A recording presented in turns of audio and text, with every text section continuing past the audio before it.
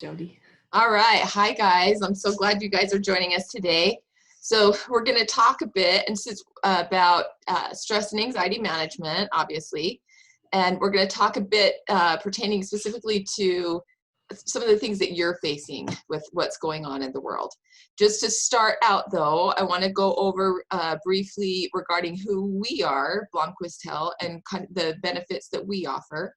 So we are an employee assistance program that we offer. All of our counselors are licensed mental health counselors, just like you would get through any other form of counseling. The benefit, though, is it's free because it's paid for by the employer. So if it's your parents or whomever you're receiving the benefit through, the employer pays for this benefit. So you can receive any kind of counseling. You can participate in webinars like this. There's different classes that we do. It comes at no cost, and it's on a variety of topics, different things, different challenges that you may be facing in life, things you want to learn about. It's 100% confidential, just like any counseling. There's confidentiality with the person with whom you're speaking. We offer phone or video counseling as well as in person. It's easy to access. We have a 24-hour, 7-day-a-week crisis line. And most days we're open from 9 a.m. to 9 p.m. We're closed on Sundays. Saturdays we're open until I think 3 p.m., 2 or 3 p.m. So just please feel free to reach out and let us know if there's if you want to access any other resources through us. Okay. So we're going to get right into our topic today. Everybody knows that there's been facing a fair amount of stress with everything that's been going on with COVID-19. We've had an earthquake and some aftershocks.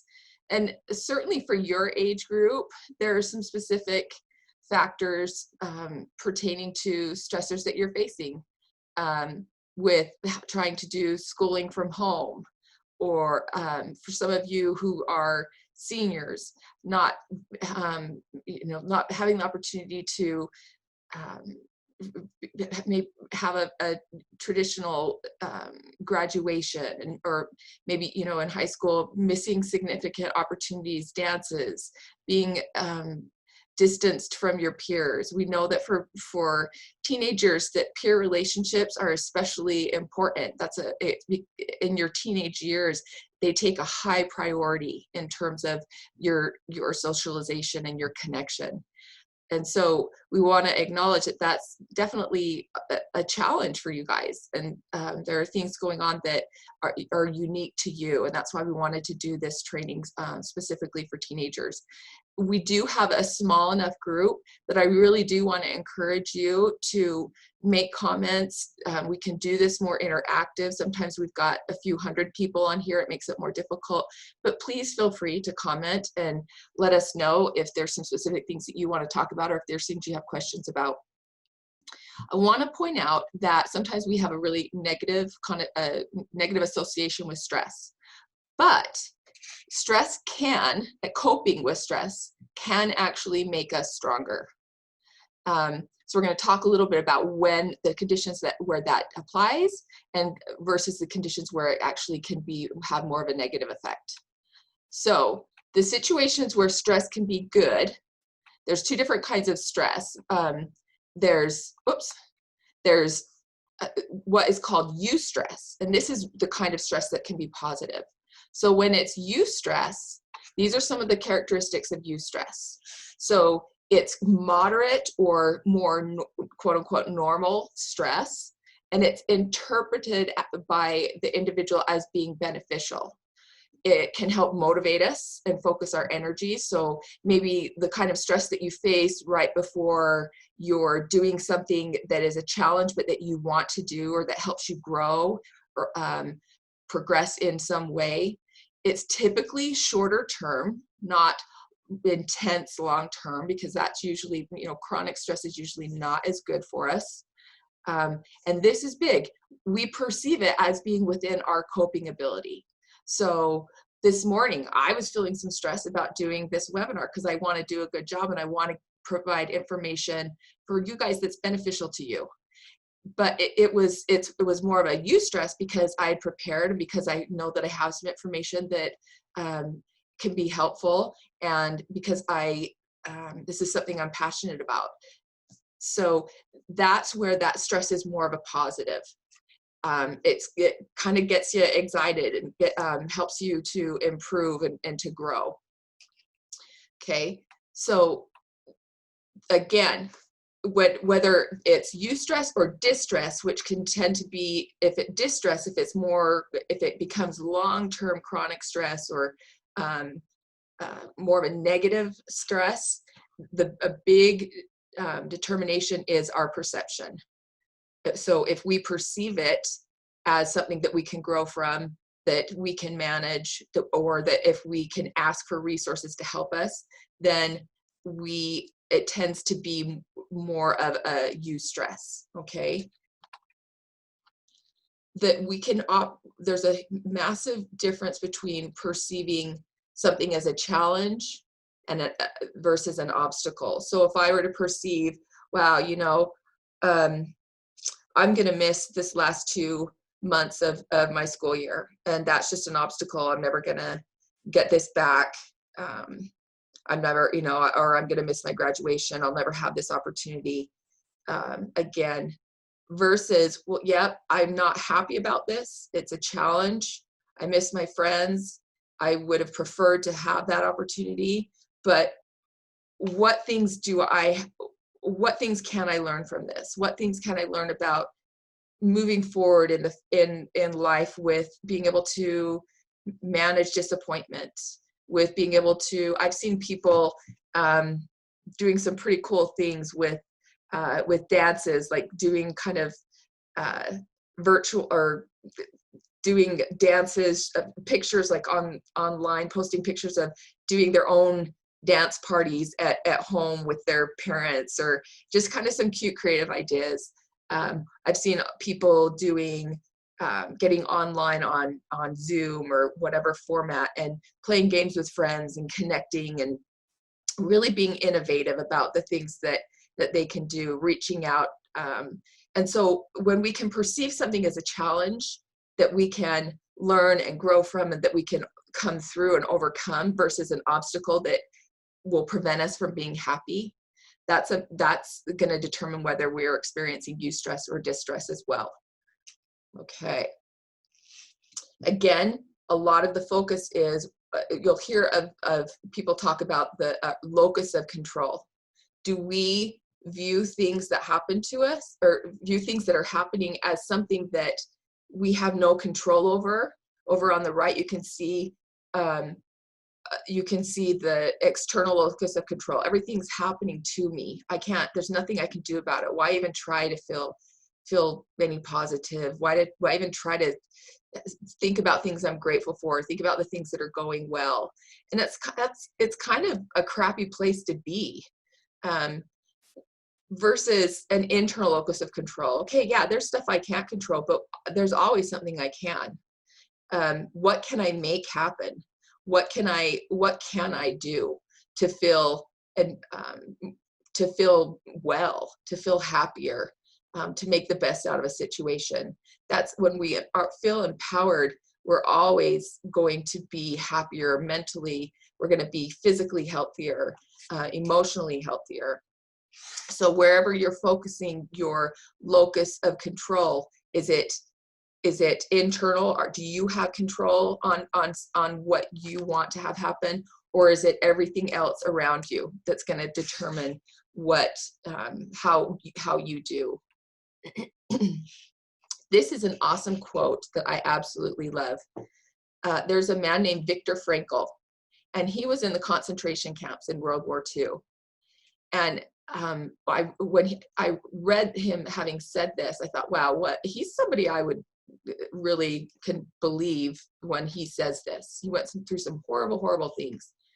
And he said, those who have a why to live can bear with almost any how. And then he also said, life is never made of unbearable life is never made unbearable by circumstances, but only by lack of meaning and purpose. And I think a lot about that. I remember when I was closer to your age, I think I was 19, and I went to talk with a counselor, and I was talking to her about some really hard things that had happened in my family.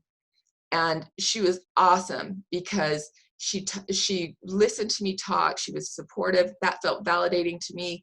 And then she said, so now what do you want? What are you going to create from this? And that I've never forgotten that.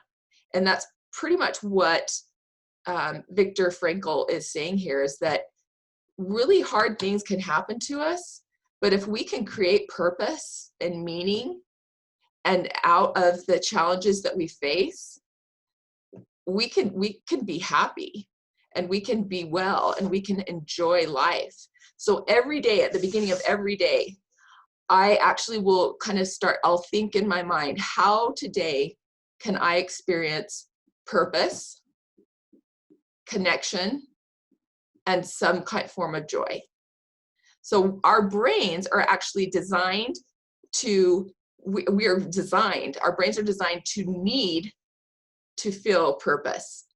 When we don't feel purpose, sometimes you'll hear stories about people who have retired, who don't live as long because they no longer have a purpose in their life. Connection, our brains are hardwired for connection. We need to feel connected to other people. There was a study in Russia of these babies who lived in orphanages, and there weren't enough people to hold them and care for them. And so some of these babies would actually turn to the wall and they would die. So our brains are literally designed, we need connection. So what are the ways that I can connect today with people? And then joy. If I don't feel some kind of joy in something today, then my life feels like drudgery. And I just refuse to believe that that's what life is. I think, I work hard, and I'm going to darn well feel some joy today. And sometimes my joy is just something that, what's something I can do to look forward today, or what I do a lot of hiking. I like to do service because I feel good when I do that. I like to, sometimes it's standing out in the sun and just feeling the sun on my face, playing with my dog, whatever it is that you can enjoy, that you can look forward to, so that it's not just the things that you have to do every day. So if you can, at the beginning of every day, think, what could I do today that I can experience feeling a purpose that matters to me? Not, your mom says you need to be doing this, or your teacher says you need to be doing this, but something that feels like a purpose that matters to you, and something that helps you feel connected to, and something that helps you feel joy. Okay. So just again, another quote from Viktor Frankel. He said, between stimulus, so stimulus, anything that happens to us, and how we respond to it, there is a space. And in that space is our power to choose our response. That's where our growth and our freedom lies. Okay.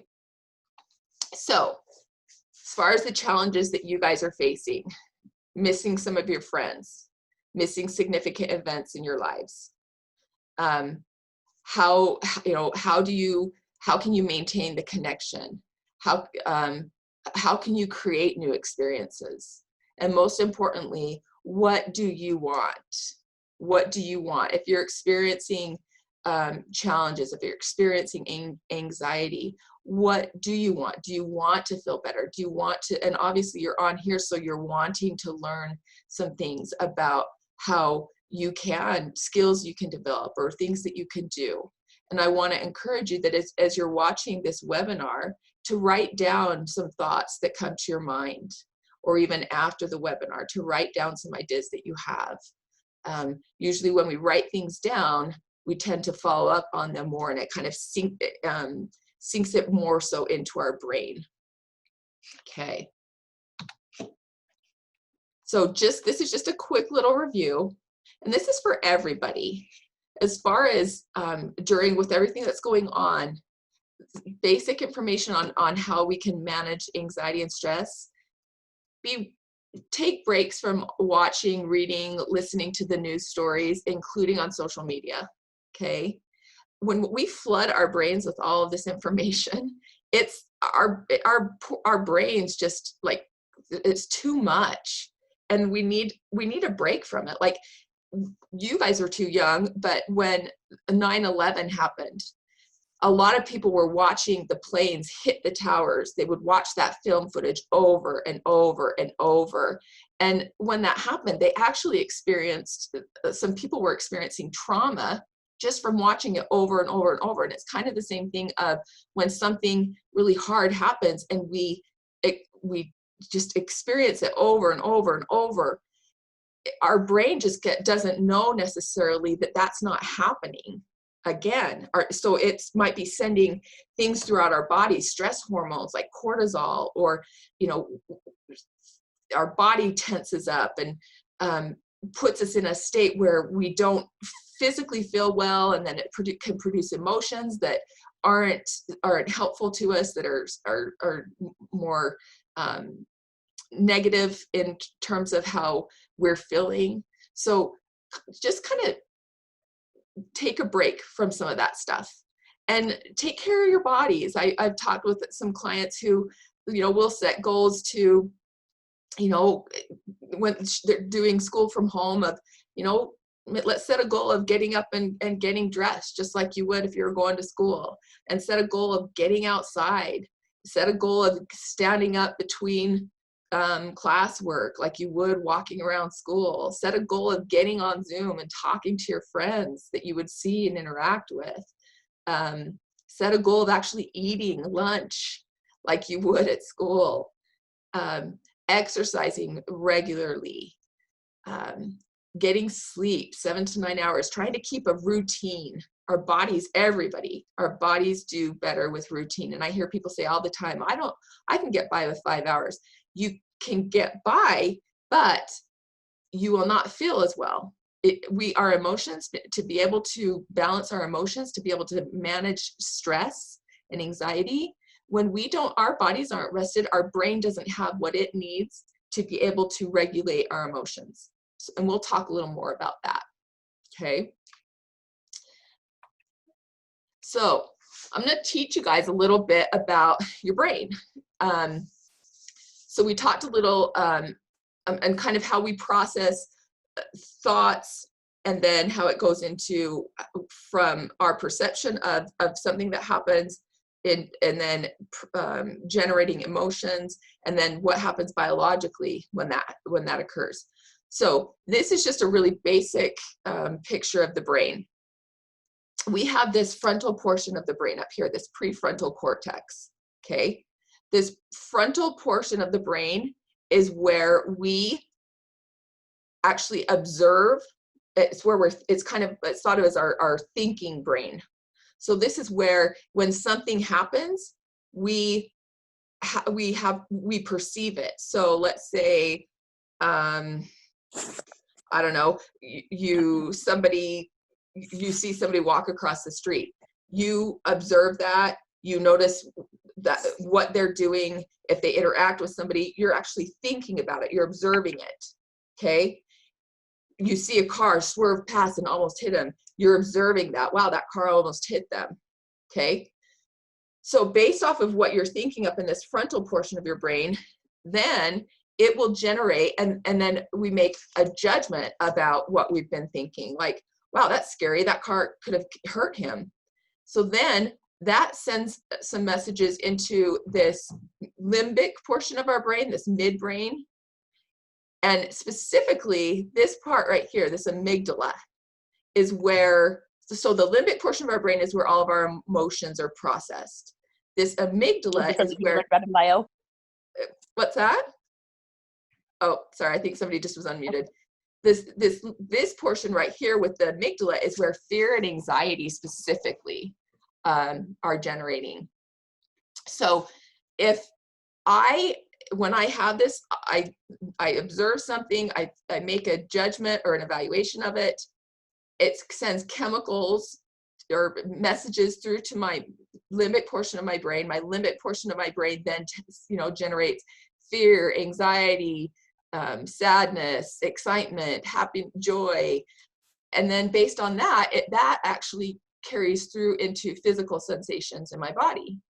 So I want you to, this is just a really simple model, and for you to think of. And there was a man named Daniel Siegel, and he's a psychiatrist, I believe, but he explains this uses this to explain it to adults, how to think of their brains. I'm going to move my camera a little bit so it's a little more even. Okay, so if your brain, and this is oversimplified because there's other parts of the brain too. So you've got your hand. This would be like your brain stem. This is kind of the midbrain portion of your brain. And this is specifically the amygdala, where the fear and the anxiety goes, okay? Then this is the frontal portion of your brain. So it's just like that. It kind of matches up with how up here, frontal portion of my brain, the midbrain, and the amygdala. So when you've got this going, and you can envision this in yourself, when you are feeling fear, anxiety, we kind of flip our lid. We're not in this frontal portion of our brain anymore. It kind of goes into here. This gets really, really lights up and is really active. So it's kind of a fun way to be able to recognize, wow, I'm kind of flipping my lid. I'm kind of flipping out right now. If I can observe that, then I can stop and I can think about, okay, what do I know I can do that will help me get me back into this frontal part of my brain so that I can be both feeling and thinking, and it will calm down this fear and this anxiety and whatever emotion's going on so that this isn't controlling me, okay? Because we all know how it feels to be just acting out of fear and anxiety or out of just pure emotion. Our emotions are super, super important. We need them. We also need just that thinking part of our brain, and they work the best when they're both interacting with each other. So when if we're feeling a lot of anxiety, this is where we are. Our lid's kind of flipped. And there are things we can actually do to bring our lid back down so it's working together. So we're going to talk a little bit about that.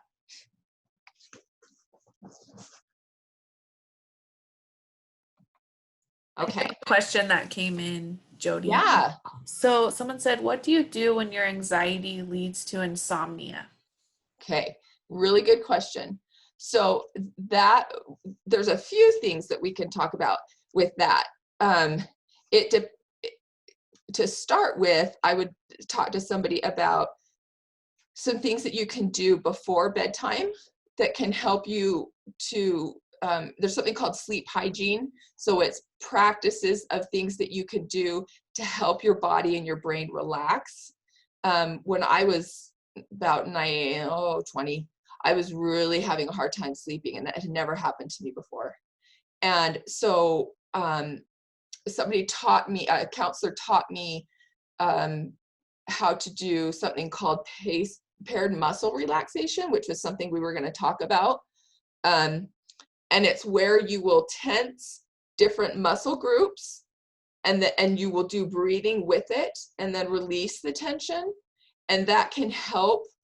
It actually helps calm this amygdala, because as we're breathing, it calms our body. We're going to talk a little bit about fight, flight, and freeze, and how that stress response gets us into a place where it's harder to sleep. So some of the things we're going to talk about are going to be some skills that you could incorporate to help you to start trying to see if that can help you with sleeping. So we'll talk about some paced breathing. We're actually going to practice paced breathing right now. This is one of the skills that you could try. The other thing I would suggest is that caffeine, if you're drinking caffeine, certainly after 5 o'clock, it does interfere with your ability to sleep. Screen time interferes with our ability to sleep. And I know a lot of people, oh no, I fall asleep to my TV, it helps me. But we know that we have certain hormones that help us go to sleep. At night, it's melatonin. And then there are hormones that help us wake in the morning. So the screens, TVs, phones, they emit light that prevents us from producing the melatonin. So it makes it literally, it makes it our brain harder for us to slow down and sleep and get into a good rest. So if you can try to get off of, now I will sometimes use on YouTube, you can look up something called binaural beats, B-I-N-A-U-R-A-L. And especially if you have headphones, it's especially helpful. And what it does is it kind of, it goes between the right and left hemispheres of the brain, and it is soothing, and it helps you get into the, I believe it's the delta waves are the ones that help you sleep. And so that can be really helpful, relaxing music. That there are some specific to being able, and there are some meditations that can help with sleep, and it's all free on YouTube. There's also some free apps that I was gonna talk with you a little bit about that can do kind of guided meditations to help you relax. We don't want to be doing any intense exercise before we sleep, but maybe some stretching and some breathing, a warm bath or shower. There's the things, if we can practice the sleep hygiene, then that will help ease you into a better sleep. Does that help a little bit? We're actually going to practice this paced breathing. So I want everybody right now to think about something that is stressful to you at present, okay? Something that is a specific thing that is creating some stress for you. Okay. Now we're gonna practice, and notice how your body feels when you're thinking about that. A lot of times, you know, our muscles are more tense, our stomach can be a little tighter. We're usually not breathing as deeply. Our heartbeat can be a little more rapid. Sometimes people will get tension in their head. The body temperature rises. So now what we're going to do, we're going to practice one of these skills for helping with relaxing. And this is a huge one. It's called paced breathing. Any kind of breathing where you're doing what's called belly breathing. You're breathing in through completely through your stomach and taking deep breaths instead of just shallow breaths in your chest, and then exhaling slowly, is going to help you with relaxing. It's just basic biology, okay? This paced breathing, we're specifically going to breathe in for whatever count we decide, and then we're going to hold it, and then we're going to exhale for twice as long, and then we're going to hold it, okay? So we're going to try 3 seconds. We're going to try 3 seconds in, 3 seconds holding, 6 seconds out, and 3 seconds holding. And if you get off on the numbers, just start back in. It's just learning to practice this, okay? So when you breathe, I want you to try breathing in through your nose and breathing out through your mouth. And when you breathe, I want you to try to really make sure you're breathing deeply so that your stomach rises, okay? So let's practice this together. We'll try it once, see how it goes, and then we'll go through again and try it a couple times through. So I'm going to breathe in. I'm going to count to 3. So in through your nose. 1, 2, 3. Now hold it. 1, 2, 3. Now out slowly over 6. 1, 2, 3, 4, 5, 6. Hold 3, 2, 3. Okay, so when we're breathing out twice as long, that's actually helping us to calm our nervous system and calm our body. You can do the opposite if you're feeling low and lethargic. You can breathe in twice as long as you exhale. But what we're working on right now is stress and anxiety management. So this is why we're doing this, okay? So we're going to try it again, only we're going to do it through 2 times. Okay, so we're going to practice again. I'm going to count to 3, and then I'm going to have you inhale for 3, hold for 3, exhale for 6, hold for 3, and then we'll go right into another one. Okay, so here we go. Okay, I'm going to start in 1, 2, 3. Okay, inhale, 1, 2, 3, hold, 1, 2, 3, exhale, 1, 2, 3, 4, 5, 6, hold, 1, 2, 3. We're going to do it again. Inhale, 1, 2, 3, hold, 1, 2, 3, exhale, 1, 2, 3, 4, 5, 6, hold, 1, 2, 3. Okay, so if you can observe, and I promise you, if you practice this on your own, if you will think of something that is stressful to you, or when you notice that you're feeling stressed and you do this, it's just basic biology. Your body will start to calm down, and your mind will also start to calm down. And you can practice it as long as you want to. This is something you could use right before a test in school. It's something you could use when you're standing behind somebody in the grocery store and they're taking forever, or something you can use when you're by somebody who's really getting on your nerves or is loud, or you can use when you're driving. Have you ever noticed when somebody is in a situation where they feel stressed, they usually take a deep breath in? It's because it's an innate response for us to do, because when we breathe, it helps us to relax. So I want you to practice this. This paced breathing is huge. This is a huge one that can help you at night with being able to relax your nervous system and relax your muscles as well, with being able to get to sleep.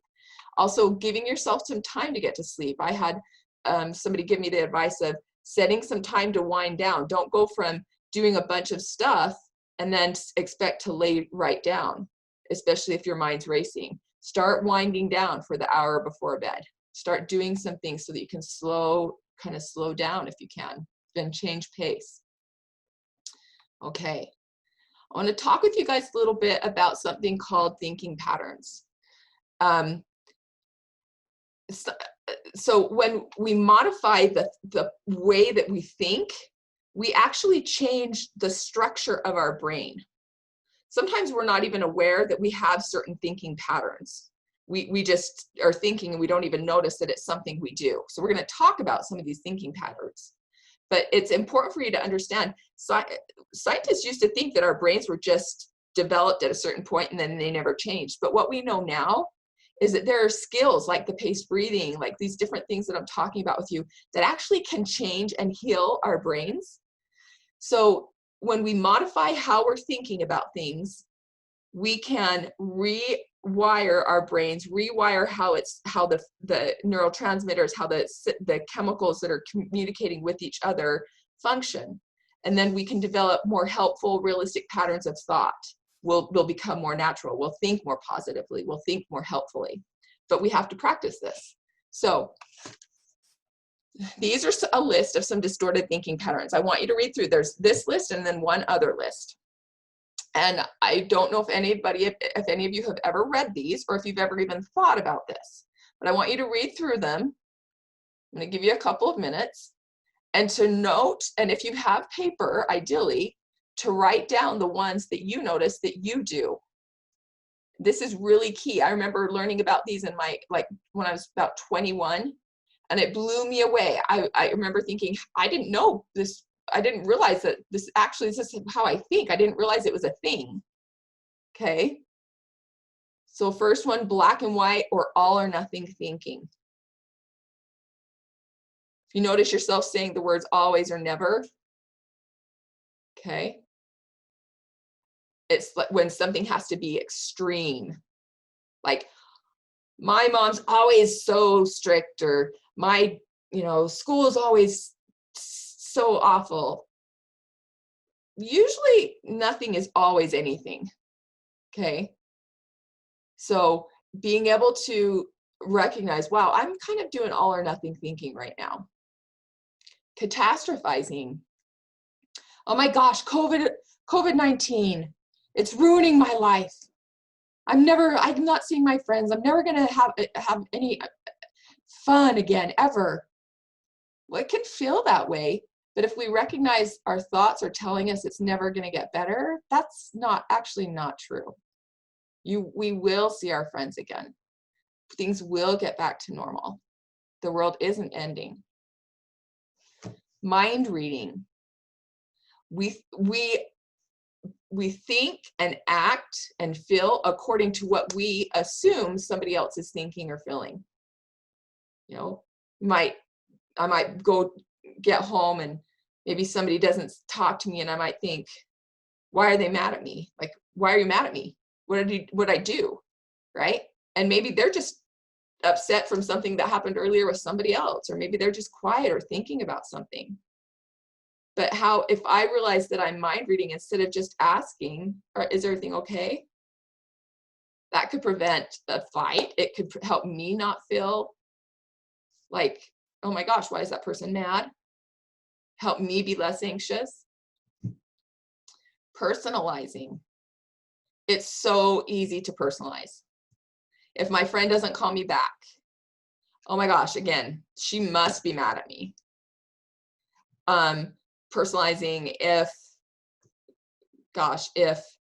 my mom forgot to buy my favorite chips, or if, that she just doesn't care. She never cares. She always forgets about me, right? Whatever it may be. My teacher didn't answer my message that I don't understand the assignment. Instead, she doesn't care. Maybe she didn't get the message. And so we want to communicate. We want to try to not personalize. Jumping to conclusions without checking the evidence. Okay, we make assumptions without checking the evidence. We decide that somebody doesn't like us, or we predict things. So checking the evidence is kind of doing some follow-up. Again, looking into, well, this looks this way, but let me find out, get some facts instead of just making an assumption. So the thing about these distorted thinking patterns is that when we recognize we're doing them, it helps us experience the world in a more peaceful, pleasant way, but it also helps us significantly to have much happier relationships with other people. Okay? All right, and then the next list. These are some big ones. Filtering out the positive. When we think only about the negative things that are happening or the challenges we're facing, or somehow we say, well, that the positive things are happening, but they don't count somehow, life feels pretty miserable. As everything's kind of gone on with COVID-19, I've been trying to think about what are the good things that have been coming out of this. People have been spending more time with their families. I've been doing a lot more hiking, which I love because it's something I really enjoy. But I miss my friends. It's harder to work from home. It's, just a lot of different challenges, but there are absolutely positives that have been coming out of it. And that's where gratitude comes in.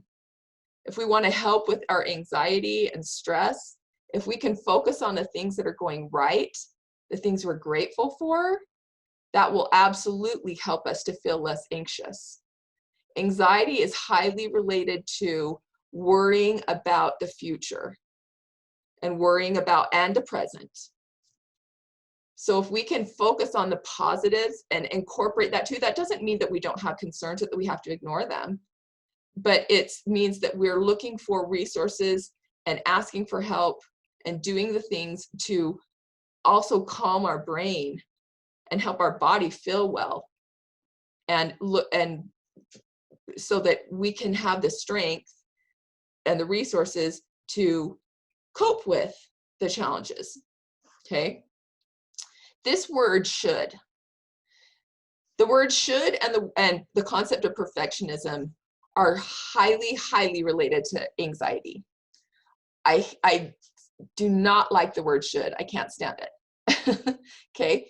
Most of the time, by far, when people use the word should, it doesn't need to be utilized. It's actually inaccurate. Okay. So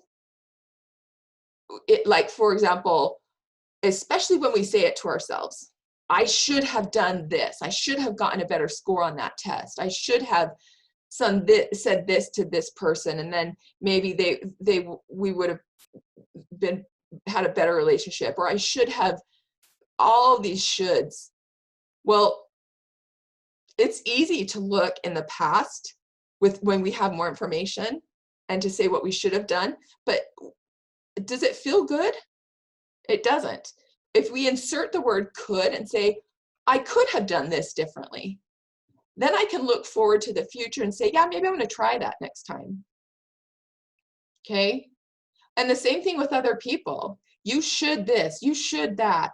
It makes us feel it's yuck. It's not really great. Instead of, I would appreciate it if, could you do this? Or I feel like this is what I need. So that's very different. Should sounds a lot like shame, and shame doesn't help us grow. It creates more anxiety. Perfectionism. It is trying to do anything perfectly is a thinking error.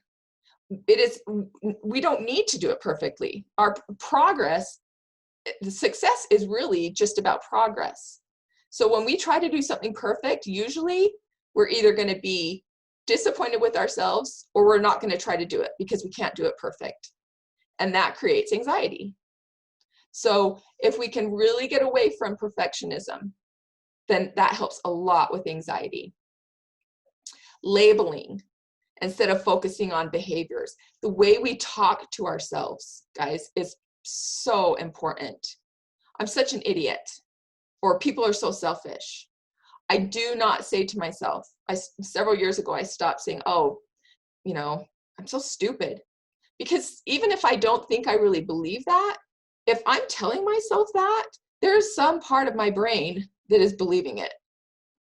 And so if I refuse to say that, if I say, well, oh, I didn't handle that the best, okay, that's okay. The other thing is, people are so selfish. Well, if I believe that people are so selfish, then I believe the world sucks. And then I feel more anxious. Okay. So trying to not label, trying to get more specific about what it is that's bothering.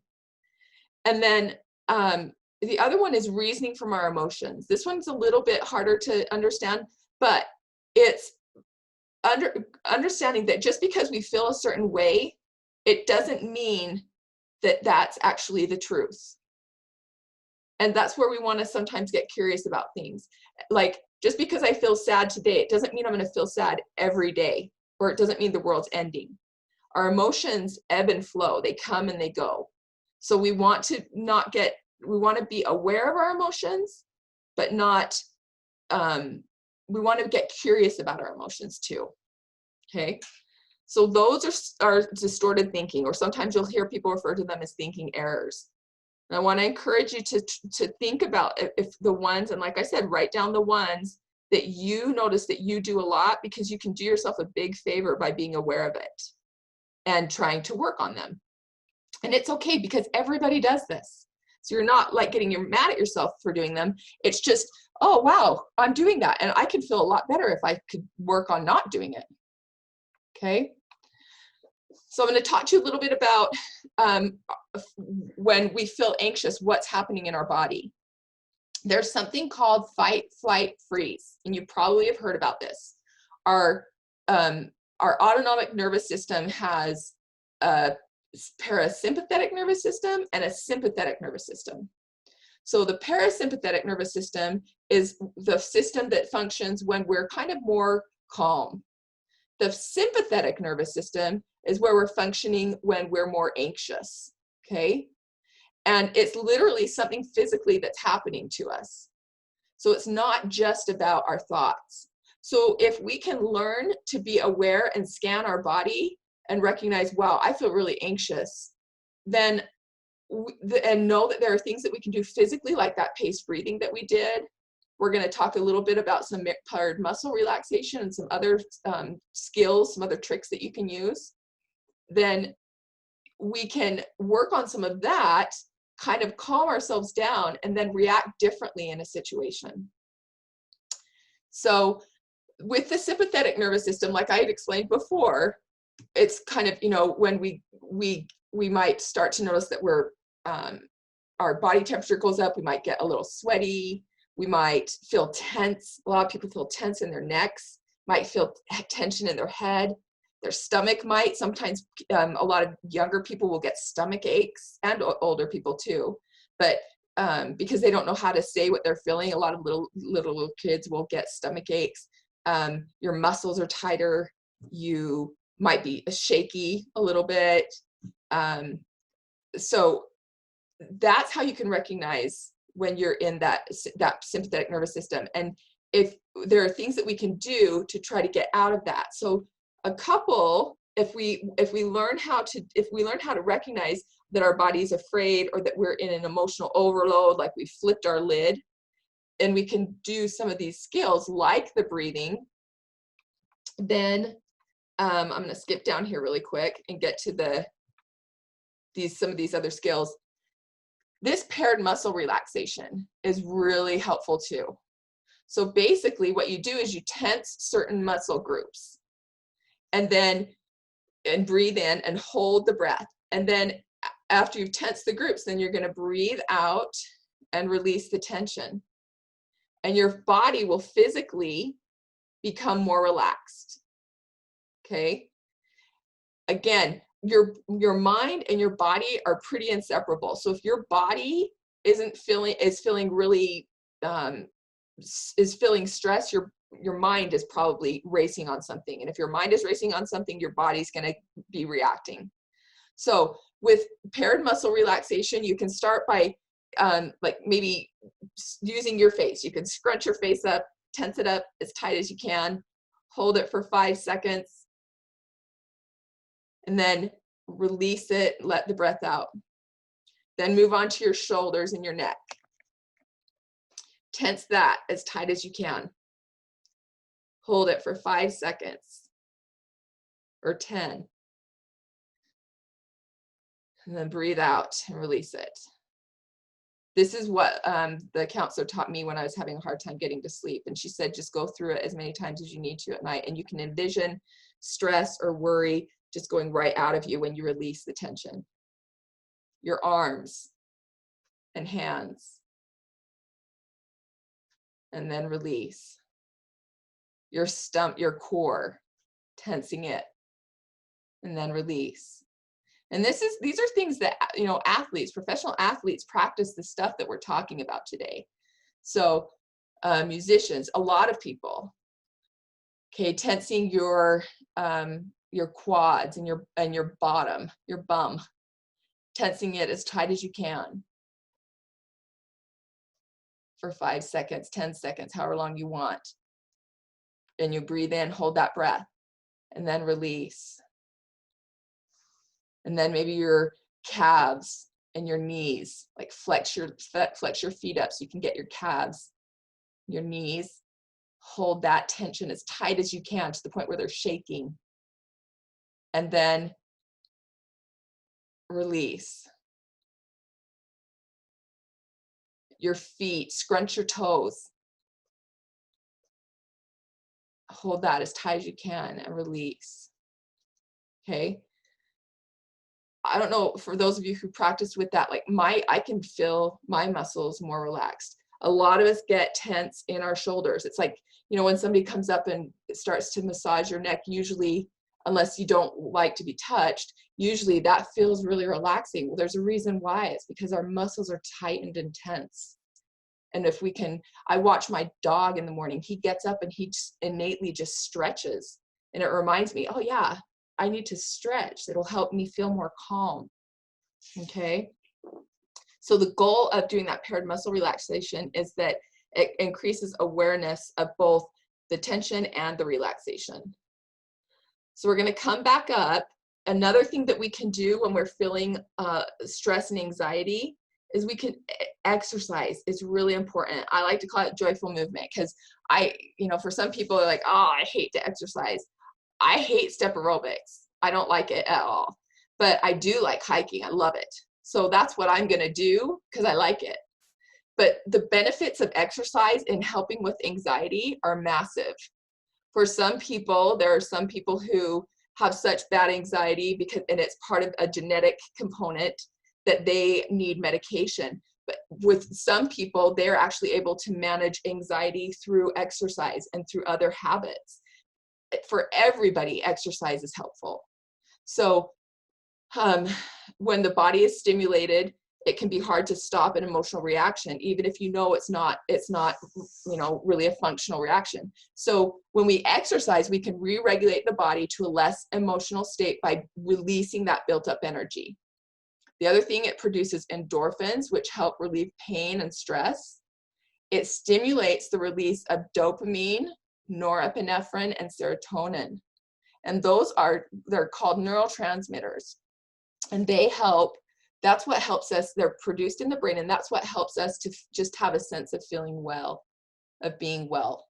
So when we exercise, it helps produce that. Also, vitamin D.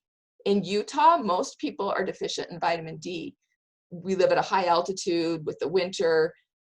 We want to get outside. That's why I talk to my teenage clients and adults even, but who have been at home on, you got to get outside every day. You got to get outside and spend some time. Let the sun hit your eyes so that you can produce more vitamin D. Okay. So, and you can get intense exercise by playing games, by kicking a ball around, by doing whatever you want to do. You've got siblings, get out and play some football or basketball or whatever, soccer. We've talked a little bit about mindfulness. I'm actually going to kind of skip through that because there's something else I want to hit that's a little more important, and we're running low on time. Sorry, flipping up through.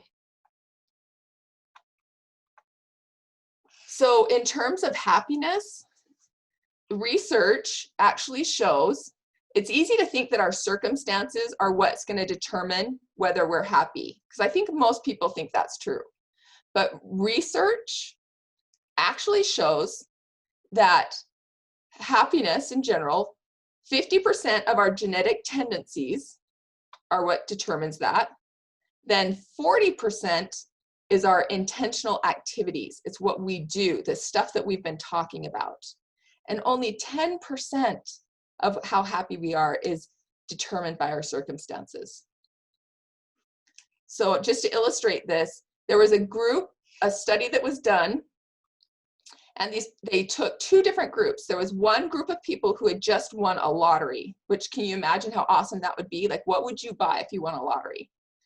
And then there was another group of people who had just became paraplegic, which means they lost the use of their legs permanently.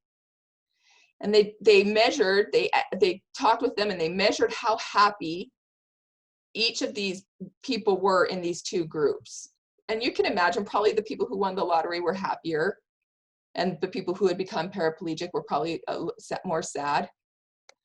But then, this is what's really interesting. A year later, they measured their happiness levels again using the same tool to measure it. And do you know what they found? They found that at that point, 1 year later, the people who had won the lottery a year earlier and the people who had become paralyzed a year earlier had the exact same happiness levels.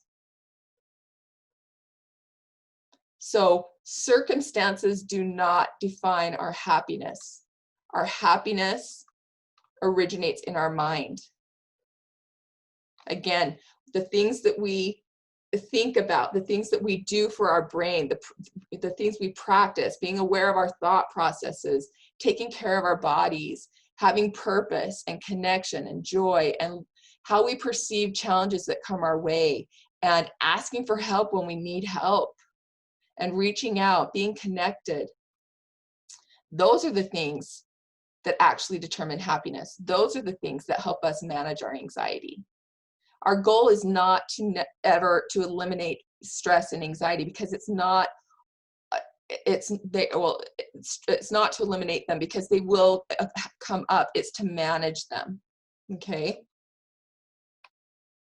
There was another man there's something called positive psychology. His name is Dr. Seligman.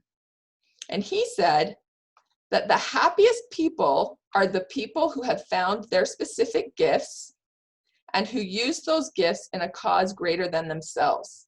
And he called that getting into the flow. So I want you to think about, what are your unique abilities? What are you good at? And how can you use them right now? I was talking with somebody last night who said, well, I'm good at cooking and I'm good at making my friends laugh.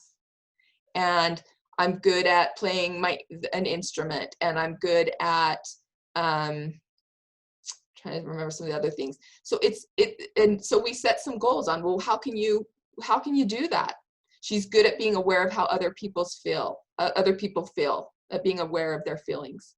So if you can use what you're good at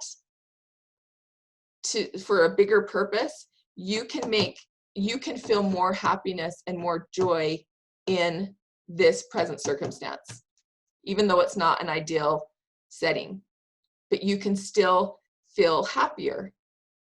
Okay. A man named Rick Warren said the only really happy people are those who have learned how to serve, which is awesome. Okay, I'm going to skip back down. And everybody knows who Mr. Rogers is. And he said, when I was a boy, I would see scary things in the news. My mother would say to me, look for the helpers. You will always find people who are helping. To this day, especially in times of disaster, I remember my mother's words, and I'm always comforted by realizing that there are still so many helpers, so many caring people in this world. So I want to encourage you guys, the things we've talked about today, I want to encourage you to look for and to be a helper, to decide, to practice some of the things we've talked about, to decide what you want in the present and what you want to have happen, what you want out of the things that are going on, and to ask for help when you need it, okay? Thanks for joining us, guys.